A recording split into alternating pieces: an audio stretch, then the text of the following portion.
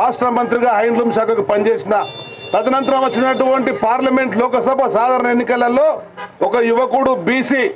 స్వాతంత్రానంతరం ఏ రాజకీయ పార్టీ కూడా కరీంనగర్ లోకసభకు సీట్ అయినటువంటి ఆ కాన్స్టిట్యున్సీలో రమణ అనేటువంటి ఒక బీసీ యువకుని పెట్టినని చెప్పని బీసీలారా మీకు ఇచ్చిన అవకాశాన్ని మీరు సాధించుకోరని చెప్పన్నప్పుడు ఆర్ కృష్ణయ్య గారిని సంప్రదించిన పెద్దలు ఆర్ కృష్ణయ్య గారు ఉద్యమ నాయకునిగా ఉండే వారి మాటకు విలువ ఉండే గౌరవం ఉండే దానికి అనుగుణంగా తను కానీ కృష్ణమోహన్ కానీ కరీంనగర్ జిల్లాలో ఉండే ప్రతి బీసీ యువకుడు ఇంటింటికి వేండు మనిషిని కలిసి ఒక్కసారి అవకాశం వచ్చిన అవకాశం నిలబెట్టుకోవాలని చెప్పని వారు వచ్చి కరీంనగర్లో యువకులను చైతన్యపరిస్తే పెద్ద ఎత్తున యువకులందరూ కూడా కదులుతే అన్నాడు 96లో మొట్టమొదటిసారి ఢిల్లీ ఉన్నటువంటి వ్యక్తి రమణ కూడా ఎంపీ లోక్సభ అయిండు అని చెప్పంటే బీసీల ఐకమత్యం ఆర్ కృష్ణ గారి యొక్క సహకారం వచ్చి పని మనం వేస్తున్నా అంటే ఆ విధంగా ఆనాడు 96లో అవకాశం వచ్చినప్పుడు 98లో తిరిగి నేను పోటీసినప్పుడు కొందరు కుట్రలవన్నీ బీసీలలో విభజన రావాలని చెప్పని ఒక పాంప్లెట్లు కొట్టి విషపూరితమైన ప్రచారం వల్ల ఈ రమణ ఓడిపోయినా కానీ ఈనాడు కూడా భయపడలేదు నాటి నుంచి నేటి వరకు కూడా 30 ఏళ్లలో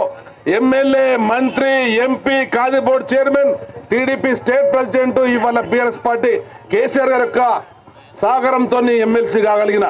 అంటే మనం మొక్కవోని ధైర్యంతో పట్టుదలతో కసితో ఉంటే ఏదైనా సాధించుకోవచ్చు ఆర్ కృష్ణయ్య గారిని నేను ఇవాళ విన్నపం చేస్తున్నా మీ ద్వారా కూడా ఒకనాడు నేను ఎంపీగా ఉన్నప్పుడు వారి నాయకత్వంలో ప్రధానమంత్రిని కలిసినాం ఆనాడు కేంద్రంలో స్వర్గీయ ఎర్రంనాయుడు గారు ఉండినాయి అనేక మంది మంత్రులు ఎంపీలు ఉంటే మొట్టమొదటిసారిగా ఆర్ కృష్ణయ్య గారి యొక్క నాయకత్వంలోనే కలవాలని చెప్పని ఆనాడు కల్పించిన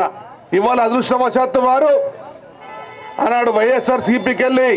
రాజ్యసభ సభ్యుడైండు నేడు బీజేపీ నుంచి రాజ్యసభ సభ్యుడైండు వారే రాజ్యసభలో ఉన్నారు కనుక వారి నాయకత్వంలోనే మళ్ళీ తెలంగాణ రాష్ట్రంలో ఉండేటువంటి ప్రతి బీసీ బిడ్డ కూడా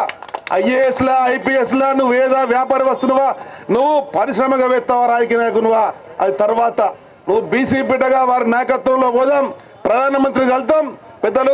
గవర్నర్గా పెంచినటువంటి దత్తాత్రేయ ఒక మాట చెప్పడం జరిగింది ప్రధానమంత్రి గారికి బీసీలు అంటే సానుకూలత ఉంది అని చెప్పని ఒకనాడు ఆర్ కృష్ణయ్య గారితో కూడా ప్రధానమంత్రి స్వయంగా చెప్పిన విషయం కూడా వాస్తవమే కానీ దానికి మనం ఇప్పుడు ఐక్యత రావాలా మనం కలిసికట్టుగా ఉండాలా ఎవరేమైనా బీసీలు చేపట్టేటువంటి ఏ బీసీ నాయకత్వమైన చేసినప్పుడు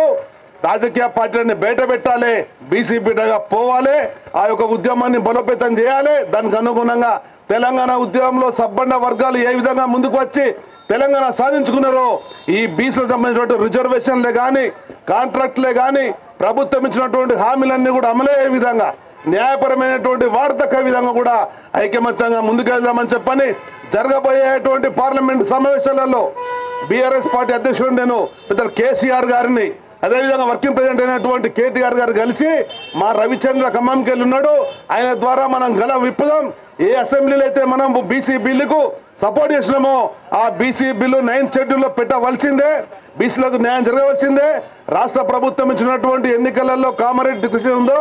దానికి అనుగుణంగా కూడా ఆర్ కృష్ణయ్య గారు చొరవ తీసుకొని ఇక్కడ ఉండేటువంటి వివిధ రాజకీయ పక్షాలు ఉండేటువంటి బీసీ నాయకులను బీసీ అభిమానించే వాళ్ళను బీసీలకు సహకరిస్తున్నటువంటి వాళ్ళను అటు పార్లమెంట్ సభ్యులైనా శాసన సభ్యులైనా శాసన మండలి సభ్యులైనా మీరు పిలువండి ఈ యొక్క సమావేశాలకు ముందు కూర్చోబెట్టండి వీటి సాధన కొరకు అందరం కూడా ఐకమత్యంగా ముందుకు పోవాలని చెప్పని ఇవాళ ఆర్ కృష్ణయ్య గారు ఇచ్చినటువంటి సాహసోపేతమైనటువంటి నిర్ణయం సాధన దీక్ష ఇది మామూలు విషయం కాదు మొట్టమొదటి ఇక్కడ ఉండేటువంటి ప్రతి బీసీ బిడ్డను నేను కోరుతున్నా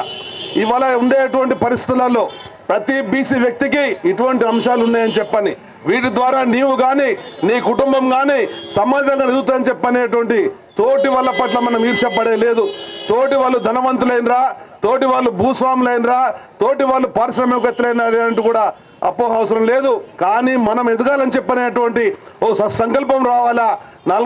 దాదాపు 40-45 వచ్చినటువంటి ఉద్యమ నాయకుడు ఇవాళ తెలంగాణ రాష్ట్ర సాధనలో భాగంగా పెంచినటువంటి ఆర్ కృష్ణయ్య గారు ఈరోజు ఒకసారి మనం గమనించుకోవాలా 2014లో పెద్ద చంద్రబాబు నాయుడు గారు ఒక అవకాశం ఇచ్చిండ్రు తెలంగాణ రాష్ట్ర బీసీ ముఖ్యమంత్రిగా ఆర్ కృష్ణయ్య గారు అని చెప్తే మనం అర్థం చేసుకోలేకపోవడం వల్ల సాధించుకోలేకపోయినాం అంటే విషయాన్ని అర్థం చేసుకోవాలా అర్థం చేసుకున్నప్పుడు దానికి అనుగుణంగా ముందుకెళ్తాం కనుక ఈ యొక్క ఉన్నటువంటి హక్కుల సాధన కొరకు ఏ హక్కులైతే మనకు ఉన్నాయో ఏ యొక్క ఆశ్రయిత మనకు ఉన్నాయో ఏ ఆకాంక్షత మనకు ఉన్నాయో వాటన్నిటిని కూడా ఒక పాంప్లెంట్ రూపకంగా 2 కోట్ల మంది జనాభా కలిగే విధంగా దాదాపు 70 లక్షల కుటుంబాలు ఉంటాయి 70 లక్షల కుటుంబాలంటే 70 లక్షల పాంప్లెంట్లు తయారు చేసి ప్రతి వ్యక్తికి ఇచ్చే విధంగా కూడా కార్యక్రమం చేయండి.